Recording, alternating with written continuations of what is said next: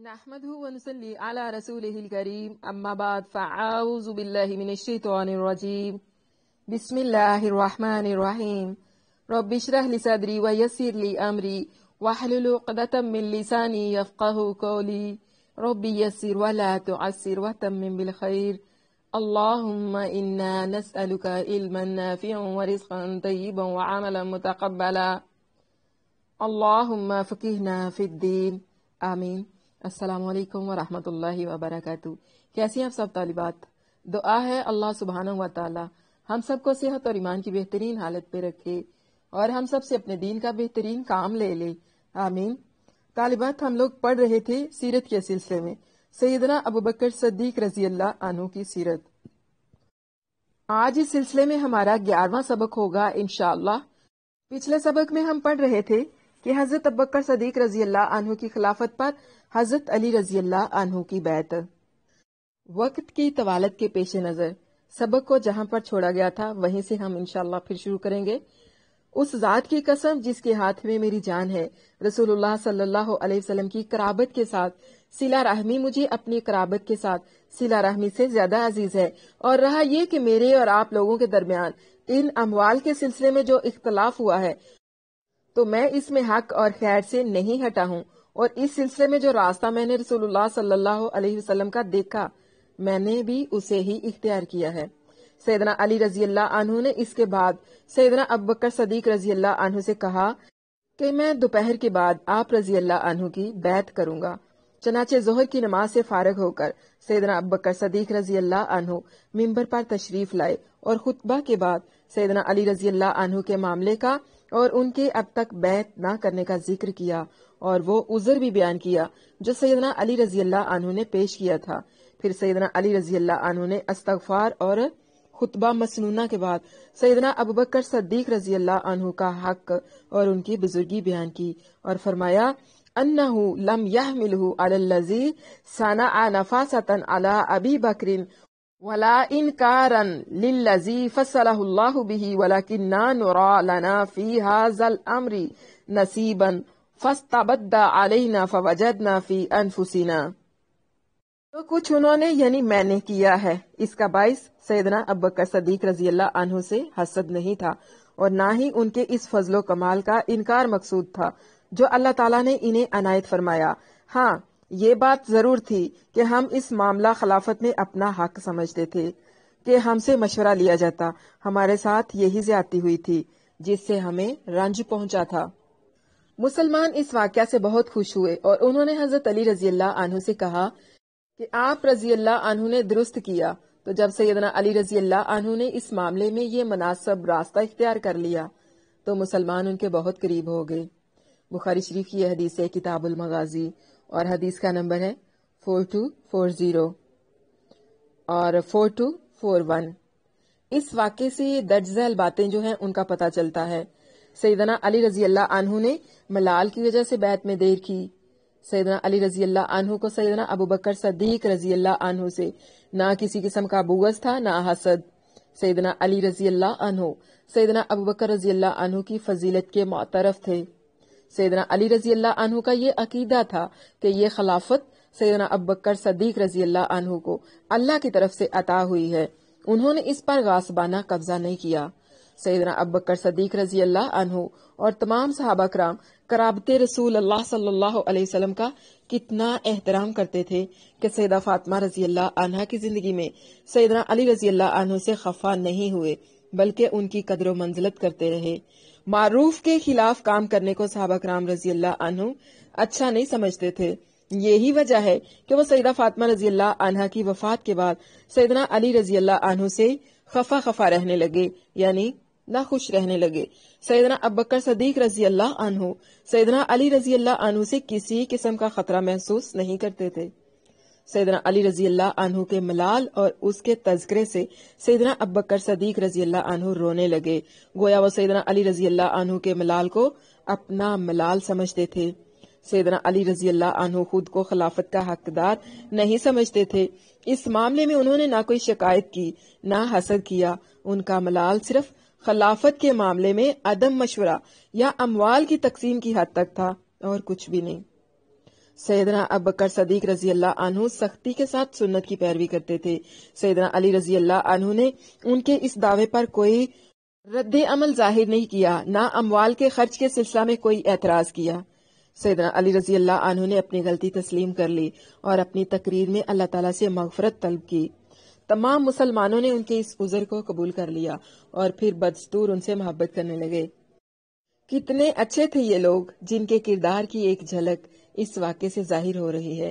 कितने अच्छे हैं वो नताइज जो इस वाक़े से अख्ज़ होते हैं। लेकिन इंतहाई अफसोस की बात है कि दुश्मनाने इस्लाम इसी वाक़या से वो चीजें अक्स करने की कोशिश करते हैं जो इसमें कहीं भी दिखाई नहीं देती।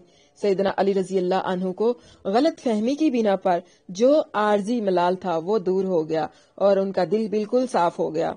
वो तो एक दूसरे की फजीलत के मुतरफ थे, लेकिन अफसोस दुश्मनाने इस्लाम अब तक यही कहते हैं कि वो एक दूसरे के दुश्मन थे। नाउज़ बिल्लाह मिन ज़ालिक। सैयदना अली रजी अल्लाह अन्हु ने सैयदना अबू बकर सदीक रजी अल्लाह अन्हु को अपनी बीवी सैयदा फातिमा रजी अल्लाह अन्हा की वफात की खबर नहीं की। बाज लोगों ने इसे बढ़ा चढ़ा कर बयान किया, हालांकि ये सब झूठी बातें हैं। जितनी भी बातें लोग हजरत फातिमा रजी अल्लाह अन्हा की वफात को लेकर करते हैं, हजरत अली को लेकर करते हैं, उनके बारे में इमाम कुर्तुबी राहिमहुल्लाह फरमाते हैं कि जो शख्स सैयदना अबू बकर और सैयदना अली रजी अल्लाह अन्हुमा के दरमियान बैत ना करने के बारे में गुफ्तगू और सैयदना अली रजी अल्लाह अन्हु का एतजार और फिर उसके नतीजे में बैत खिलाफत पर इत्तफाक वाले मामले पर गौर करेगा तो उसे ये तस्लीम करना होगा कि दोनों एक दूसरे की फजीलत और एहतराम के कायल थे और दोनों ही बाहमी मोहब्बत और तकद्दस पर मुत्तफिक थे। इंसानी तबीयत अगरचे कभी कभी ख्वाहिशात से मगलूब हो जाया करती है, लेकिन दीन पसंदी इसका इनकार करती है। शेखुल इस्लाम इब्न तैमिया राहिमहुल्लाह फरमाते हैं, सैयदना अली रजी अल्लाह अन्हु ने ये बात कभी नहीं कही कि मैं अबू बकर सद्दीक रजी अल्लाह अन्हु से ज्यादा खिलाफत का हकदार हूँ, बल्कि किसी ने भी किसी खास फर्द के सिलसिला में ये नहीं कहा कि वो हजरत अबू बकर सद्दीक से ज्यादा खिलाफत का हकदार है। आले रसूलुल्लाह सल्लल्लाहु अलैहि वसल्लम के साथ इख्तिसास से खिलाफत का वही शख्स कायल हो सकता है जिसमें जाहलियत के आसार बाकी हों, खा वो अरबी नस्ल से हो या फारसी, क्योंकि अहले अरब जमाना जाहलियत में सरदारों की आल ही को क़यादत के लिए मुकद्दम करते थे। ऐसे ही अहले फारस भी शाह अजम की आल ही को आगे रखते थे। बस आले रसूलुल्लाह सल्लल्लाहु अलैहि वसल्लम के बारे में भी ऐसी बातें किसी से मनकूल हैं तो उसका इशारा सिर्फ उसी तरफ है, यानी जमाना जाहलियत की तरफ। इसके अलावा ऐसे बहुत से अखबार और आसार हैं जिनसे सैयदना अली रजी अल्लाह अन्हु और सैयदना अबू बकर सद्दीक रजी अल्लाह अन्हु के दरमियान खुशगवार और कल्बी ताल्लुकात साबित होते हैं, जैसा कि सैयदना उक़बा बिन हारिस रजी अल्लाह अन्हु बयान करते हैं, सल्ला अबू बकरिन रदी अल्लाहु अन्हुल अस्र सुम्मा खराजा यमशी फराल अहसना यल अबू मासिबियानी फहमलहु अला आतिकी वक़ाला बे अबी शबीहुन बिन नबी सल्लल्लाहु अलैहि वसल्लम ला शबीहुन बे अलीयिन व अलीयुन यदहक। बुखारी शरीफ की यह हदीस है किताबुल मनाक़िब और हदीस का नंबर है 3542। एक दफा सैयदना अबू बकर सदीक रजी अल्लाह अन्हु नमाज असर पढ़ाने के बाद मस्जिद से बाहर निकले तो देखा कि हसन रजी अल्लाह अन्हु बच्चों के साथ खेल रहे हैं, तो उन्होंने हसन रजी अल्लाह अन्हु को अपने कंधे पर उठा लिया और फरमाया, मेरा बाप तुझ पर कुर्बान हो, तेरी शक्ल रसूलुल्लाह सल्लल्लाहु अलैहि वसल्लम से मिलती है, तेरे बाप अली रजी अल्लाह अन्हु से नहीं मिलती। और उस वक्त सैयदना अली रजी अल्लाह अन्हु पास खड़े हंस रहे थे। सैयदना उक़बा बिन हारिस रजी अल्लाह अन्हु बयान करते हैं, खरजतु मअ अबी बकर सद्दीक रदियल्लाहु अन्हु मिन सलातिल अस्री बाद वफात नबी सल्लल्लाहु अलैहि वसल्लम बिलआलिन व अलीयुन अलैहि सलाम यमशी इला जंबिही फमर्रा बिहसन इब्न अलीयिन यलअबु मअल गिलमानी फहतमलहु अला रक़बती व हुवा यक़ूल व बी अबी शबीहुन नबी सल्लल्लाहु अलैहि वसल्लम लैसा शबीहन बि अलीन क़ाला व अलीयुन यदहक। मुस्नद अहमद की यह हदीस है। हदीस का नंबर है 41 और इसकी जो संद है हसन ले जाते ही के दर्जे की है। मैं सैयदना अबू बकर सद्दीक रजी अल्लाह अन्हु के साथ नमाज असर के बाद नबी सल्लल्लाहु अलैहि वसल्लम की वफात के कुछ ही दिन बाद निकला और सैयदना अली रजी अल्लाह अन्हु सैयदना अबू बकर सद्दीक रजी अल्लाह अन्हु के एक जानब दाएं या बाएं तरफ चल रहे थे। सैयदना अबू बकर सद्दीक रजी अल्लाह अन्हु का गुजर حسن بن علی رضی اللہ عنہ کے پاس سے ہوا اور وہ بچوں کے ساتھ کھیل رہے تھے، تو حضرت ابوبکر صدیق رضی اللہ عنہ نے حسن رضی اللہ عنہ کو اپنے کندھوں پر اٹھا لیا اور فرمایا، میرا باپ تجھ پر فدا ہو یا میرا باپ تجھ پر قربان ہو، تو نبی کریم صلی اللہ علیہ وسلم کے مشابہ ہے، نہ کہ حضرت علی رضی اللہ عنہ کے۔ راوی حدیث کہتا ہے کہ اس وقت سیدنا علی رضی اللہ عنہ یہ سن کر مسکرا رہے تھے۔ اب ان روایات سے پتہ چلتا ہے کہ سیدنا علی رضی اللہ عنہ نے سیدنا ابوبکر صدیق رضی اللہ عنہ کی بیعت نہ کرنے کے باوجود نہ تو آپ رضی اللہ عنہ کے پیچھے نماز پڑھنا ترک کیا اور نہ مختلف مواقع پر لوگوں کے سامنے ان کے ساتھ ملاقات میں آر محسوس کی، اور نہ سیدنا ابوبکر صدیق رضی اللہ عنہ نے ان کے بیعت نہ کرنے کی وجہ سے ان سے قطع تعلقی کی، بلکہ ان کے اہل خانہ کے ساتھ بڑے حسن و سلوک سے پیش آتے تھے اور ان کے بچوں پر خصوصی شفقت کرتے تھے۔ حضرت علی رضی اللہ عنہ کی زبان سے حضرت ابوبکر صدیق رضی اللہ عنہ کی فضیلت۔ محمد بن ابن حنفیہ رحمہ اللہ بیان کرتے ہیں کہ میں نے اپنے باپ حضرت علی رضی اللہ عنہ سے پوچھا، ای الناس خیر بعد رسول اللہ صلی اللہ علیہ وسلم؟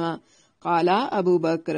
قلت ثم من؟ قال ثم عمر وخشیت ان یقول عثمان۔ قلت ثم انت؟ قال ما انا الا رجل من المسلمین۔ بخاری شریف کی یہ حدیث ہے، حدیث کا نمبر ہے 3671۔ رسول اللہ صلی اللہ علیہ وسلم کے بعد لوگوں میں سب سے افضل کون ہے؟ انہوں نے جواب دیا، حضرت ابوبکر صدیق رضی اللہ عنہ۔ میں نے پوچھا پھر کون؟ انہوں نے جواب دیا، پھر حضرت عمر رضی اللہ عنہ۔ اور راوی کہتے ہیں میں ڈر گیا کہ اس کے بعد آپ رضی اللہ عنہ حضرت عثمان رضی اللہ عنہ کا نام نہ لے لیں، اس لیے میں نے کہا اور پھر آپ ہیں؟ انہوں نے کہا میں تو صرف مسلمانوں کا ایک فرد ہوں۔ سیدنا علی رضی اللہ عنہ نے سیدنا ابو جحیفہ بن وہب بن عبداللہ رضی اللہ عنہ سے کہا، یا ابا جحیفہ الا اخبرک بافضل هذه الامه بعد نبیها؟ قال قلت بلى۔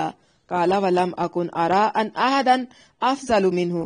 قال افضل هذه الامه بعد نبیها ابو بکر وبعد ابی بکر عمر وبعدهما آخر ثالث ولم يسمه۔ مسند احمد کی یہ حدیث ہے، حدیث کا نمبر ہے 838۔ اے ابو جحیفہ، کیا میں تمہیں یہ نہ بتاؤں کہ اس امت میں نبی صلی اللہ علیہ وسلم کے بعد سب سے افضل کون ہے؟ سیدنا ابو جحیفہ رضی اللہ عنہ کہتے ہیں کہ میں نے کہا کیوں نہیں، اور فرماتے ہیں میں سمجھتا تھا کہ رسول اللہ صلی اللہ علیہ وسلم کے بعد حضرت علی رضی اللہ عنہ سے افضل اس امت میں کوئی بھی نہیں ہے۔ سیدنا علی رضی اللہ عنہ نے کہا، اس امت میں صاحب امت صلی اللہ علیہ وسلم کے بعد سب سے افضل ہستی سیدنا ابوبکر صدیق رضی اللہ عنہ کی ہے، اور ان کے بعد سیدنا عمر فاروق رضی اللہ عنہ کی، اور ان کے بعد تیسرا، اور آپ نے ان کا نام نہیں لیا۔ سیدنا عبداللہ بن عباس رضی اللہ عنہما بیان کرتے ہیں کہ میں ان لوگوں کے ساتھ کھڑا تھا جو سیدنا عمر بن خطاب رضی اللہ عنہ کے لیے دعائیں کر رہے تھے۔ اس وقت ان کی میت چارپائی پر رکھی ہوئی تھی، اتنے میں ایک صاحب نے میرے پیچھے سے آ کر میرے شانوں پر اپنی کوہنیاں رکھ دیں اور سیدنا عمر رضی اللہ عنہ کی طرف متوجہ ہو کر کہنے لگے، یرحمک اللہ ان کنت لارجو ان یجعلک اللہ مع صاحبیک لانی کثیرا مما کنت اسمع رسول اللہ صلی اللہ علیہ وسلم یقول کنت و ابو بکر و عمر و فعلت و ابو بکر و عمر وانطلقت و ابو بکر و عمر فان کنت لارجو ان یجعلک اللہ معہما۔ اللہ آپ پر رحم کرے، مجھے یہی امید تھی کہ اللہ تعالیٰ آپ کو آپ کے دونوں ساتھیوں رسول اللہ صلی اللہ علیہ وسلم اور حضرت ابوبکر صدیق رضی اللہ عنہ کے ساتھ دفن کرائے گا، کیونکہ میں اکثر رسول اللہ صلی اللہ علیہ وسلم سے سنا کرتا تھا، میں اور ابو بکر اور عمر تھے، میں نے اور ابو بکر اور عمر نے یہ کام کیا، میں اور ابو بکر اور عمر گئے، اس لیے مجھے یہی امید تھی کہ اللہ تعالیٰ آپ کو انہی دونوں بزرگوں کے ساتھ رکھے گا۔ میں نے جو پلٹ کر دیکھا تو وہ سیدنا علی بن ابو طالب رضی اللہ عنہ تھے۔ بخاری شریف کی یہ حدیث کتاب فضائل صحاب نبی صلی اللہ علیہ وسلم، اور حدیث کا نمبر ہے 3677۔ اسی طرح سیدنا علی رضی اللہ عنہ نے سیدنا ابوبکر صدیق رضی اللہ عنہ سے بعض احادیث بھی روایت کی ہیں۔ اسما بن حکیم الفزاری بیان کرتے ہیں کہ میں نے سیدنا علی رضی اللہ عنہ کو فرماتے ہوئے سنا، कुन्तु इज़ा समीतु मिन रसूलिल्लाहि सल्लल्लाहु अलैहि वसल्लम हदीसन नफ़अनी अल्लाहु अज़्ज़ा व जल्ला बिमा शाअ अन यनफ़अनी मिन्हु व इज़ा हद्दसनी गैरुहु इस्तहलफ्तुहु फ़इज़ा हलफ़ ली सद्दक़्तुहु फ़हद्दसनी अबू बक्रिन व सदक़ अबू बक्रिन क़ाल रसूलुल्लाहि सल्लल्लाहु अलैहि वसल्लम मा मिन मुस्लिमिन युज़िम्बु ज़ंबन सुम्मा यतवद्दउ फ़युसल्ली रकअतैन सुम्मा यस्तग़फिरुल्लाह तआला लिज़ालिका ज़ंबी इल्ला गफ़र लहू। जब मैं रसूलुल्लाह सल्लल्लाहु अलैहि वसल्लम से कोई इल्म बराह रास्त यानी खुद सुनता तो अल्लाह ताला उससे मुझे जितना चाहता फायदा देता, और जब कोई दूसरा रसूलुल्लाह सल्लल्लाहु अलैहि वसल्लम की बात मुझे बताता तो मैं उससे कसम लेता था।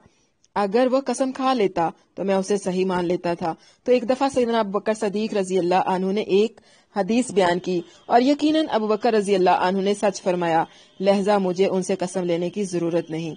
उन्होंने कहा कि रसूलुल्लाह सल्लल्लाहु अलैहि वसल्लम ने फरमाया, मुसलमान बंदा अगर कोई गुनाह करता है फिर वजू करके 2 रकात नमाज पढ़ता है और अल्लाह से उस गुनाह की बख्शिश तलब करता है तो अल्लाह ताला यकीनन उसे माफ कर देता है। फिर अल्लाह के रसूल सल्लल्लाहु अलैहि वसल्लम ने ये 2 आयात तलावत फरमाए, व मन यअमल सूअन औ यज़लिम नफ्सहु सुम्मा यस्तगफिरिल्लाह यजिदिल्लाह गफूरर रहीमा। सूरत निसा की आयत नंबर 110। और जो भी कोई बुरा काम करे या अपनी जान पर जुल्म करे फिर अल्लाह से बख्शिश मांगे तो वो अल्लाह को बेहद बख्शने वाला नहायत मेहरबान पाएगा। और दूसरी आयत ये तलावत की, वल्लज़ीना इज़ा फ़अलू फ़ाहिशतन औ ज़लमू अनफुसहुम ज़करुल्लाह फ़स्तग़फ़रू लिज़ुनूबिहिम व मन यग़फ़िरुज़्ज़ुनूबा इल्लल्लाह। आले इमरान सूरत की आयत नंबर 135। और वो लोग के जब कोई बेहयाई करते हैं या अपनी जानों पर जुल्म करते हैं तो अल्लाह को याद करते हैं, बस अपने गुनाहों की बख्शिश मांगते हैं, और अल्लाह के सिवा और कौन गुनाह बख्शता है। मुस्नद अहमद की यह हदीस है। हदीस का नंबर है 48 और इसकी जो संद है वो सही है।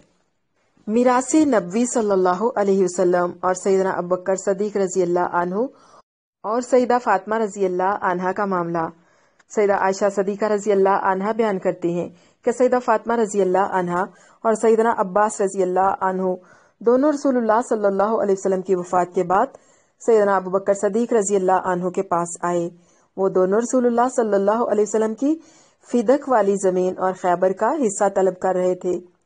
सैयदना अबू बकर सदीक रजी अल्लाह अन्हु ने उन दोनों से कहा कि मैंने रसूलुल्लाह सल्लल्लाहु अलैहि वसल्लम को फरमाते हुए सुना, ला नूरसु मा तरकना सदक़तुन इन्नमा याकुलु आलु मुहम्मदिन मिन हाज़ल माल।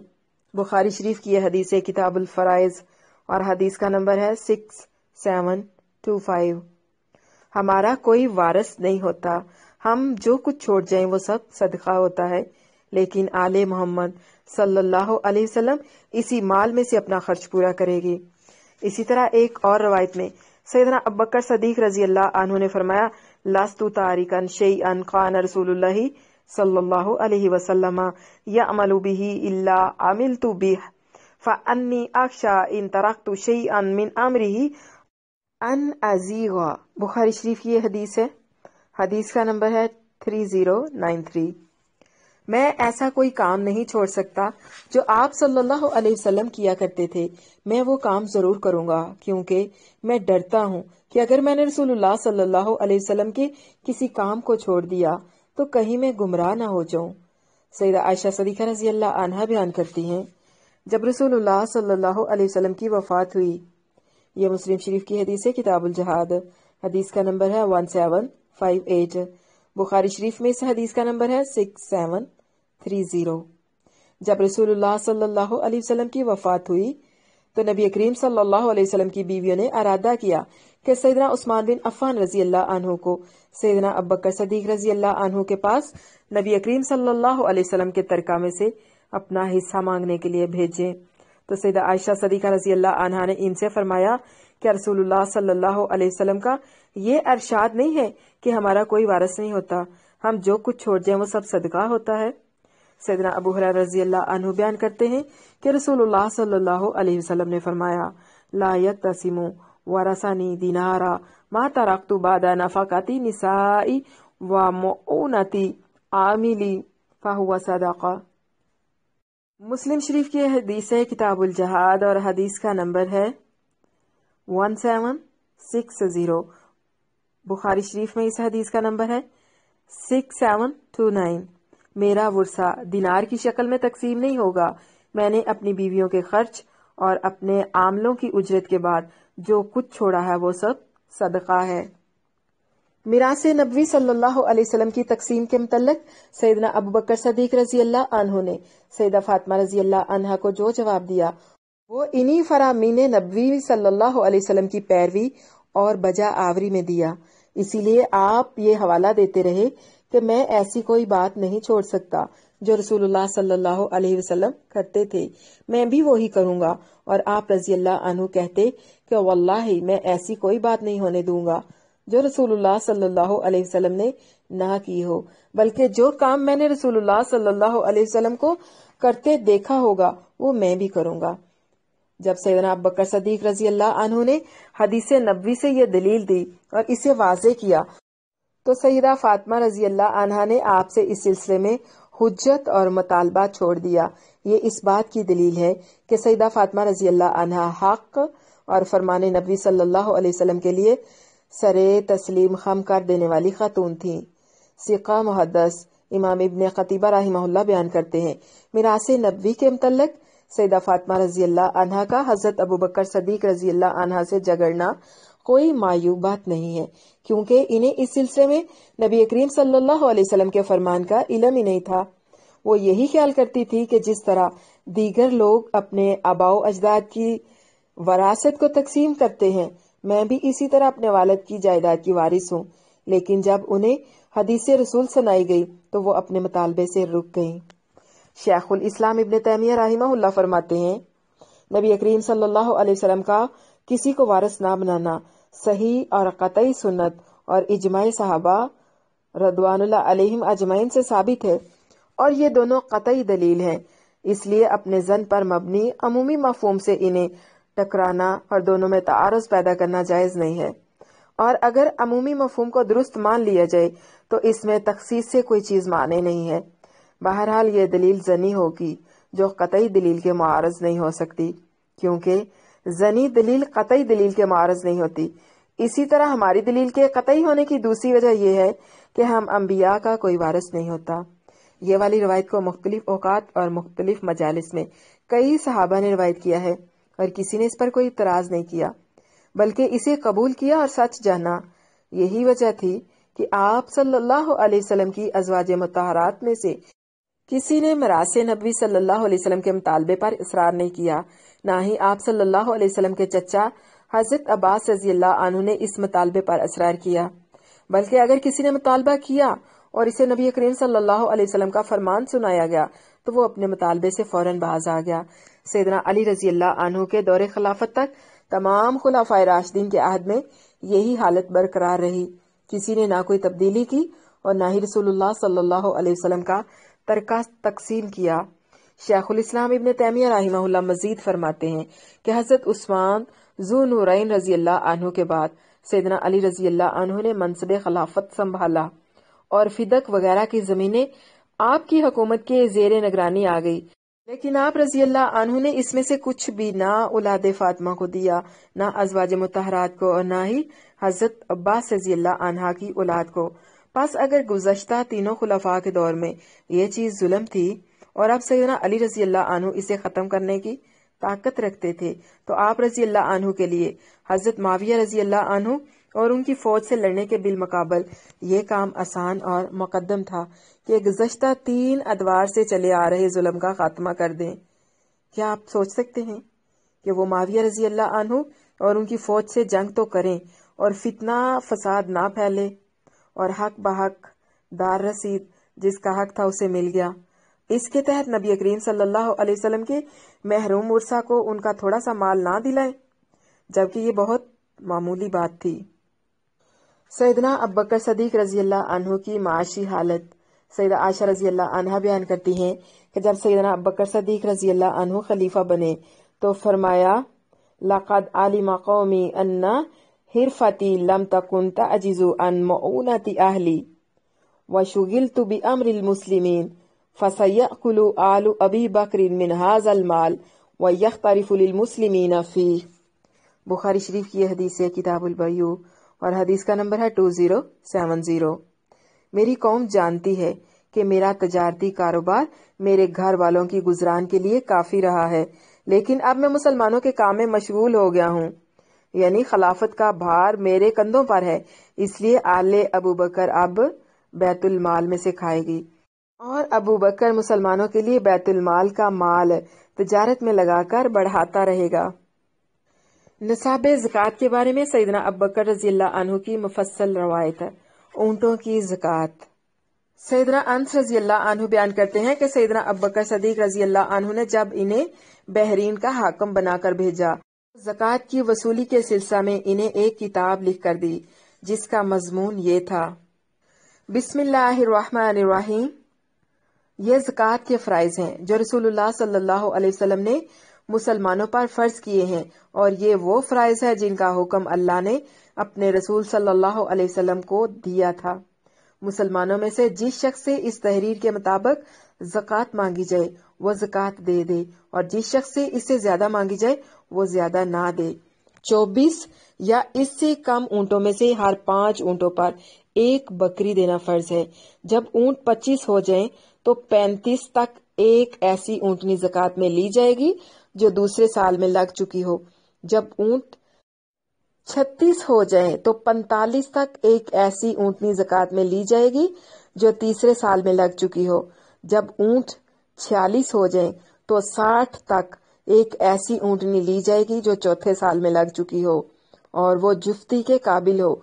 और जब ऊँट 61 हो जाएं तो 75 तक एक ऐसी ऊँटनी ज़कात में ली जाएगी जो 5वें साल में लग चुकी हो। फिर 76 से 90 तक ऐसी 2 ऊँटनियां ली जाएंगी जो तीसरे साल में लग चुकी हों। फिर 91 से 120 तक ऐसी 2 ऊँटनियां ली जाएंगी जो चौथे साल में लग चुकी हों और जुफ्ती के काबिल हों। जब ऊँट 120 से ज्यादा हो जाए तो जितने ज्यादा हों उनमें से हर 40 ऊँटों पर एक ऐसी ऊँटनी अदा करना फर्ज है जो तीसरे साल में लग चुकी हो, और हर 50 ऊँटों पर एक ऐसी ऊँटनी अदा की जाएगी जो चौथे साल में लग चुकी हो। जिसके पास सिर्फ 4 ऊँट हों तो उनमें ज़कात फर्ज नहीं होगी। अगर मालिक अपनी मर्जी से कुछ देना चाहे तो दे दे, अलबत्ता जब ऊँट 5 हो तो फिर उनमें एक बकरी फर्ज है। बुखारी शरीफ की यह हदीस है, किताबुज़ ज़कात, और हदीस का नंबर है 1454। बकरियों की ज़कात। बकरियों की ज़कात के बारे में सैयदना अबू बकर सदीक रज़ियल्लाहु अन्हु की मज़कूरा बाला तहरीर में है। बकरियों की ज़कात ये है कि जब चरने वाली बकरियों की तादाद 40 हो जाए तो 120 तक एक बकरी फर्ज है, 121 से 200 तक 2 बकरियां फर्ज हैं, और 201 यानी 201 से 300 तक 3 बकरियां फर्ज हैं। जब 300 से ज्यादा हो जाएं तो जितनी ज्यादा हो उनमें से हर 100 में एक बकरी फर्ज है। अगर बकरियों की तादाद 40 से एक भी कम हो तो इनमें कोई ज़कात नहीं। अगर मालिक अपनी मर्जी से कुछ देना चाहे तो दे दे। चांदी की ज़कात। चांदी की ज़कात के बारे में हजरत अबू बकर सदीक रज़ियल्लाहु अन्हु ने फरमाया, चांदी में 40वां हिस्सा ज़कात में देना फर्ज है। बुखारी शरीफ की यह हदीस है, किताबुज़ ज़कात, और 1454 नंबर है इसका। लेकिन अगर किसी आदमी के पास सिर्फ 190 दिरहम हो, 200 दिरहम या 200 से ज्यादा ना हो तो उनमें कोई ज़कात नहीं। हाँ, अगर मालिक अपनी मर्जी से कुछ देना चाहे तो दे दे। ज़कात में एक बरस की ऊँटनी देना हो और वो उसके पास ना हो तो क्या करें? सैयदना अनस रज़ियल्लाहु अन्हु बयान करते हैं कि सैयदना अबू बकर सदीक रज़ियल्लाहु अन्हु ने उनके लिए फर्ज ज़कात की फर्जियत से मुतल्लिक़ एक तहरीर लिखी जिसका अल्लाह ने अपने रसूल सल्लल्लाहु अलैहि वसल्लम को हुक्म दिया था कि अगर किसी पर ऐसी ऊँटनी ज़कात में देना फर्ज है जो 5 साल में लग चुकी हो और उसके पास ऐसी ऊँटनी ना हो बल्कि उसके पास एक ऐसी ऊँटनी हो जो चौथे साल में लग चुकी हो तो उससे वही ले ली जाएगी, और उसके साथ 2 बकरियां भी अगर मयस्सर हों, वरना 20 दिरहम ले लिए जाएंगे।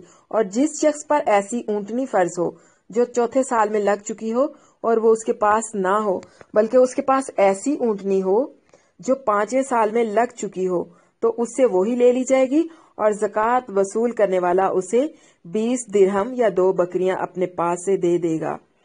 اور جس شخص پر ایسی اونٹنی فرض ہو جو چوتھے سال میں لگ چکی ہو اور وہ اس کے پاس نہ ہو، بلکہ اس کے پاس ایسی اونٹنی ہو جو تیسرے سال میں لگ چکی ہو، تو اس سے وہی لے لی جائے گی اور اس کے ساتھ 2 بکریاں یا 20 درہم اور لیے جائیں گے۔ اور جس پر ایسی اونٹنی فرض ہو جو تیسرے سال میں لگ چکی ہو اور اس کے پاس ایسی اونٹنی ہو جو چوتھے سال میں لگ چکی ہو، تو اس سے وہی لے لی جائے گی اور عامل اسے 20 درہم یا 2 بکریاں دے گا۔ اسی طرح اگر کسی پر تیسرے سال والی اونٹنی فرض ہو اور وہ اس کے پاس نہ ہو اور اس کے پاس ایسی اونٹنی ہو جو دوسرے سال میں لگ چکی ہو، تو اس سے وہی لے لی جائے گی اور اس کے ساتھ اسے 20 درہم یا 2 بکریاں اور دینا ہوں گی۔ سبحان ربک رب العزت عما یصفون وسلام علی المرسلین والحمد للہ رب العالمین۔ رب اغفر وارحم وانت خیر الراحمین، وصلی اللہ وسلم وبارک علی نبینا محمد وعلی آلہ واصحابہ اجمعین، آمین ثم آمین یا رب العالمین۔ الحمدللہ، سیرت سیدنا ابوبکر صدیق رضی اللہ عنہ میں ہم پڑھ رہے تھے نصاب زکوٰۃ۔ آج کے لیے اتنا کافی ہے، انشاءاللہ باقی تفصیل اگلے سبق میں ہوگی۔